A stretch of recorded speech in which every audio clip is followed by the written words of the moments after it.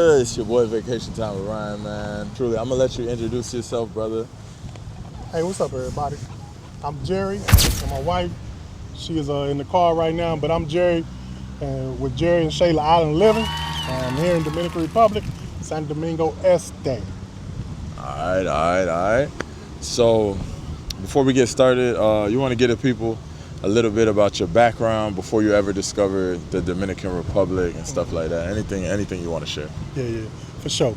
And I'll hold it, man. Right. Hey, so first of all, I'm retired military veteran. I was in the military for 21 years. I deployed 4 times, different places: Iraq, Afghanistan, Syria, etc. I've been to a lot of different places, so my life has been, moving all around. I was born and raised in Kansas City, Kansas, and most of my time has been spent in Virginia. So therefore, I just decided at a young age that I wanted to do something different, and that's why I joined the military. I was working a bunch of dead-end jobs and whatnot, McDonald's, Pizza Hut, Taco Bell, you name it, a bunch of fast food jumps. So I was just tired of that stuff. I started working at the Marriott. So at the end of the day, I moved my sister in Virginia, and from there, I joined the military. 21 years. I'm airborne. I was up in Fort Bragg, airborne paratrooper. So that's the kind of things that I've dealt with. And then once I retired, ended up getting a divorce. Still got kids. Got 5 kids back in the States. 2 of them already out the house, 3 of them still in the house. And then I got my new son here, Ginger, and then we got 2, appreciate that. And then we got 2 step kids. So when you ask like what made me decide to come to the Dominican Republic, I tell that story as well. So once I retired, got a divorce, my boy was like, hey man, let's go, let's take a trip. Let's go to Dominican Republic. And I tell this story on my channel as well. And he say, and I said, man, Dominican Republic, man, I don't even know nothing about no Dominican Republic. I barely knew like a couple people. My first time even meeting a Dominican I was like 19 years old. But so I really didn't know a lot of Dominicans. So I was like, nah, man, I'm a gambler. So I'm like, man, let's go to Vegas, bro. And he like, nah, man, we don't want to go no. I said, man, nah, let's go to Dominican Republic. I hear it's on point.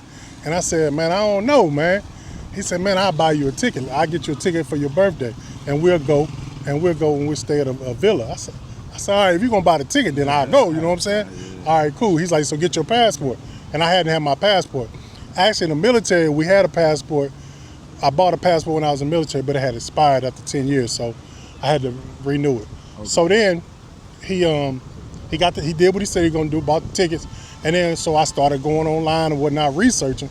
And I found out, a couple different spots. And then I started, getting on the websites and, all the online apps and whatnot. And they say Santo Domingo was a spot. But they said, but my boy was like, nah, man, we going to Sosua. He said, we're going to fly into Santiago and then we're going to drive up to Sosua. And I said, man, hold up, man. I heard it's a lot of what's up there. I said, man, I ain't trying to go up there because that ain't really my thing. You know what I'm saying? Right. And to each his own. If that's your thing, that's your thing. But for me, that ain't never been my thing. Right. So me and him was like, I said, man, you can't change it, man. Go to Santo Domingo. I'm meeting some, down in Santo Domingo. And he was like, nah, we ain't changing it. So he ended up linking up with somebody. I ended up linking up with somebody. But the part of that story is we were supposed to come here in September in Sosua. But I ended up, once I got my passport, I bought me a ticket like 2 weeks later, and I was here in August, man. So my first spot was in Santo Domingo, man. Nice. Yeah, I was at the Embassy Suites. Nice. So I was up in there chilling and did what I did, met a couple things and whatnot. So I've been around the block. So when people be like, man, Jerry, old family man, yeah, I'm a family man now, but sure. Back then when I first got here, back in 2000 and I think it was 22, man, I was in them streets, you know what I'm saying? So I was, but like I said, my first hit was right here. Santo Domingo. So, and from there, man, I was a little nervous. You know, people, hey, lock the doors, all that kind of stuff had me, you know, kind of nervous a little bit, like about safety. Right. But I came, and I'm gonna tell you this, I came by myself too, man. I came solo. I flew in solo. So I rolled the dice like a mug. So I don't recommend that to nobody. On my channel, I tell you, don't do that. Don't come here, you know, solo. But the person that I was linking up with assured me that, you know, get a taxi, that a person she knew, blah blah blah. And then so from there, boom, I came here and everything was straight. I ain't had no issues. So then after that, then I went up to Sosua, obviously with something else, and then from there, it was cool, same thing. But my problem was with the Sosua area, like I said, to each his own. But I don't like the aggressiveness, especially when you with somebody. You know what I'm saying? We went to Puerto Plata. We went to Cabaribe, however you say it. We went to all these different places, so I kind of like it. I kind of that's when I fell in love, pretty much, when I first came here with Dominican Republic. You know what I'm saying? For anybody wondering, how are you able to sustain a lifestyle in the Dominican Republic? Like, how are you able to live here? Yeah, so for me, I'm, like I said, retired military. I'm also a disabled vet. So thank you for your service. Yeah, no problem. So I get disability, as well as my retirement, as well as I go to school. I actually start my summer classes on Monday. So I go to VCU, which is a Virginia Commonwealth University. Right. So I go and I'm working on my degree. I actually got a 2-year degree, but I'm working on my 4-year degree. Nice. So these are a couple things that I do, as well as we have an Airbnb. You could probably, I'll give you that link. You can leave that for sure. as well. So we got an Airbnb here. So what we did was, when I first moved here, we were staying in an apartment. Apartment was too small. Decided to move, and we bought another apartment. We bought an apartment. So we paid for the apartment. Bought it. We didn't buy it outright, obviously, but if anybody's thinking about moving here and buying an apartment, I got plenty of information about that. But what you have to do is, they require a deposit or a down payment of 30 to 40% of the house or whatever you're trying to purchase. So for most people, that's kind of a steep climb. Right. So that's what kind of prevents people. So for me, after my divorce, I was able to sell my house, and I was able to get a couple dollars. So I used that money to purchase the apartment, and then from there, I used some more money. So my apartment's on the 4th floor, so we got a penthouse type. So it's basically ours up top. Nice. So we built a 1-bedroom, 1-bath apartment with jacuzzi on top of our apartment, and we rent it out. And we get about we normally at about 80 to 85% occupancy every month. Oh, so that's yeah, dope. That's yeah. really So good, man. it's straight.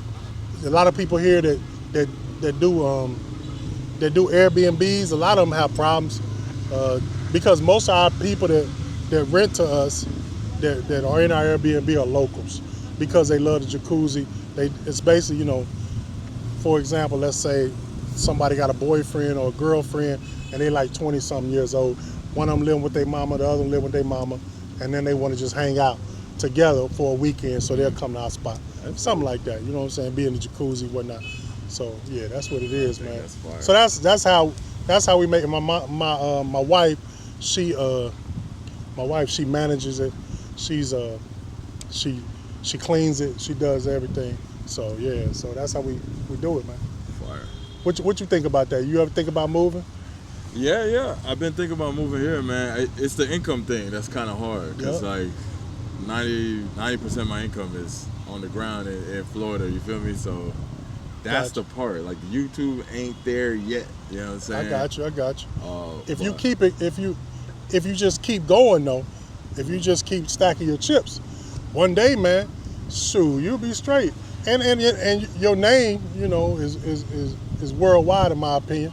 A lot of people know you, so you just keep building it, and one day you'll get there just like everybody else, man. You know what I'm saying, man? And I be looking at these cats, man, and we ain't there yet either. I'm gonna tell you that. I'm gonna tell y'all that right now. We ain't there either. So we both trying to grind and make it. You know what I'm saying? Trying to get this thing out the mud. Right. That's what we do. But man, we just got to keep grinding. And eventually, in my opinion, YouTube it'll click, man. It'll click. Yeah, Just gotta keep grinding, for sure, man. for sure. I feel like that. I've been thinking about getting into online teaching. Yeah, okay. Yeah, I've been talking. I heard to a about few that. brothers, yeah, and they say like you don't really have to go to college to Matter of teach fact, English online. So You did it with the interview. The guy with the interview. What's his name? Giammo. Yeah, Giammo. Yeah, He yeah. said he do that. Or Right. used to do that. Yeah. But then he said he blew up or something. Yeah. Yeah, So I don't know if you said this already, but what made you leave the U.S. and choose DR? My wife, obviously, and the cost of living. The cost of living when I decided to move in 2022, it started getting crazy. I was living in an apartment, a 2-bedroom, 2-bath apartment, and that thing it was costing me $2,100 a month to rent. So I mean 2 plus 2 is 4. I'm telling you, the math wasn't mathing, baby. I'm telling you, I had to get up off that thing. Right. I said, man, this don't make no sense. So that's when I decided to get my wife, who was then my fiance, moved her into an apartment before the apartment we in now. And then that way, I was paying that rent, which was roughly about like $400 and something. And then so I said, I'm paying this, I'm paying that. And of course I got kids, so that kind of was like keeping me in the United States, but that was the only thing keeping me in the United States was them kids. So I said, you know what? Talked to my ex and told her what my plans was, and she was cool with it. She was cool. I told her I'd give her a couple more dollars, and then so I made the move, man. A lot of I hear that a lot. A lot of brothers feel stuck because they got kids, a family, and situation in the States, but it's like they want to come though. Like Exactly. yeah, so I hear that a lot. And I started off with the going back once a month, and now I'm down to going back every 2 months to see my kids. You know what I'm saying? And my kids are athletes and got a daughter, young daughter, so I have to go back and make sure, you know, they doing what they doing, and, you know, just being a father, you know what I'm saying? I still talk to them, still video chat them and whatnot. So y'all can still do that too, you know what I'm saying? Y'all can still make the move as well as still be an active parent in your kids' lives. You know what I'm saying? So you ain't got no issues? Nah. Yeah, And I'm gonna tell you, my baby mom's, she's different. She's laid back. She's a black woman, but she laid back. A lot of people, you know, a lot of women, they get envious, jealous, and all the other stuff. But this one, she's not that way. So it makes it a lot easier. So I understand some people say, man, she be taking me through hell. Man, she said if I do this, she gonna do that. So I understand all that too. But I just say try to be nice to them. You know, hey, you know, make it work out for both of you. Suck up for a little bit. Hey, how you doing? You know, everything good?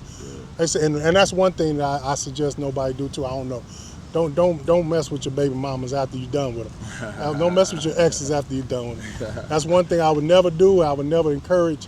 But I think that's another reason why we good like we good.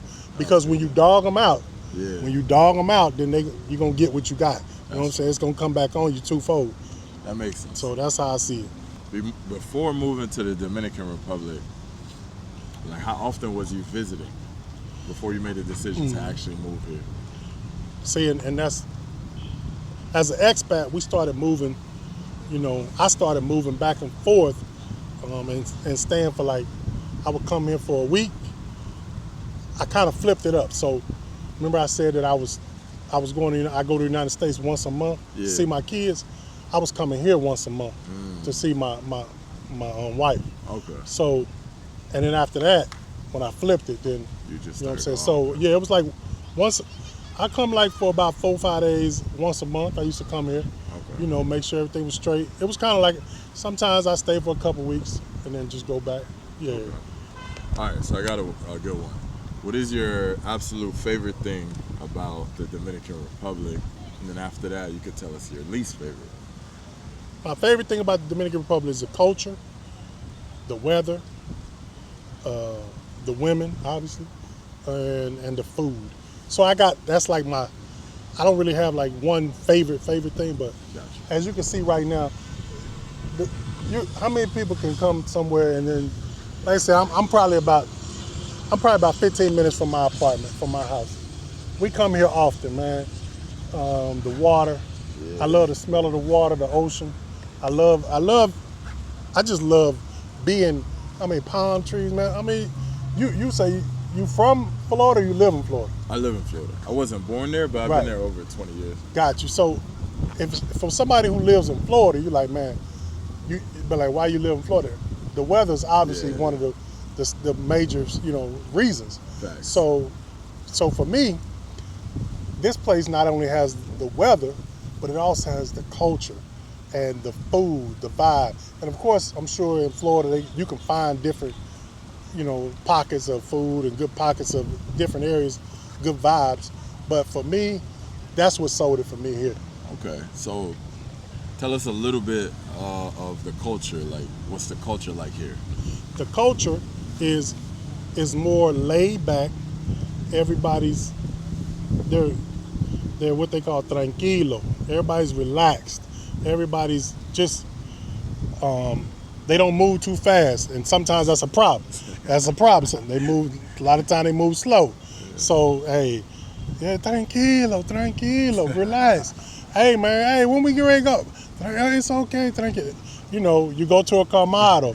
You sit down. We got people here in this area just hanging out. Facts. Nobody, you ain't got to worry about ducking, wondering if somebody gonna shoot or whatnot. You ain't got to worry about all that stuff. That's the kind of things that I like about the culture. And like I said, a part of the culture is the food. That's something that really, really, really, especially the way my wife cooks, is something that I really enjoy and love. Facts. So yeah. And then you said one thing that I dislike is okay. the traffic, man. I don't like traffic. Man, that traffic in the motos, man, I don't like that. Man. That stuff be killing.